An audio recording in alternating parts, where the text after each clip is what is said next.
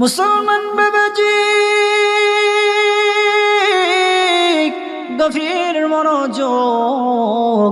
আপনার আমার নবী মুহাম্মদুর রাসূলুল্লাহ সাল্লাল্লাহু আলাইহি ওয়াসাল্লাম একদিন গাছের নিচে শুয়ে আছেন।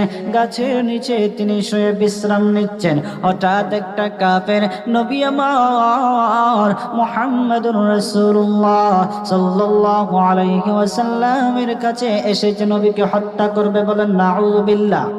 আর জোরে বলেন নাউযুবিল্লাহ। মুসলমান বাবাজি ও টাঙ্গাইল ঘাটালের মুসলমান, গভীর মন দিয়ে শুনুন। নবী আমার শুয়ে আছেন, তিনি গাছের নিচে বিশ্রাম নিচ্ছেন। হঠাৎ একটা কাফের নবীর পাশে আসলো। নবীর পাশে ঈশা তলোয়ার বের করে নবীজিকে হত্যা করবে। মনে মনে বলতেছে, এবার আমি মুহাম্মদকে পেয়েছি, মুহাম্মদের মাথা দ্বিখণ্ডিত করে ফেলবো। কে এখন বাঁচাবে?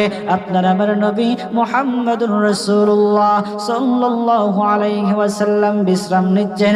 কাফের ডেকে ডেকে বলতেছে, ও মুহাম্মদ, এখন তোমাকে আমার হাত থেকে কে বাঁচাবে? বলো, কে তোমাকে আমার হাত থেকে বাঁচাবে?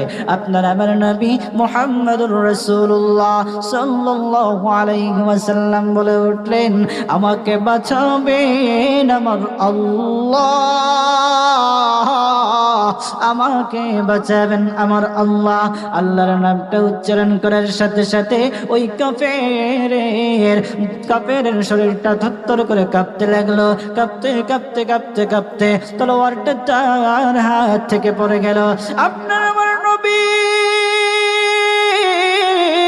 মুহাম্মদুর রাসূলুল্লাহ সাল্লাল্লাহু আলাইহি ওয়াসাল্লাম তলোয়ারটা হাতে নিয়ে বললেন, রে এখন তোকে আমার হাত থেকে কে বাঁচাবে?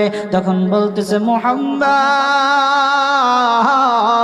আমাকে বাঁচানোর মতো কেউ নাই, তুমি একমাত্র পারবে আমাকে বাঁচাতে।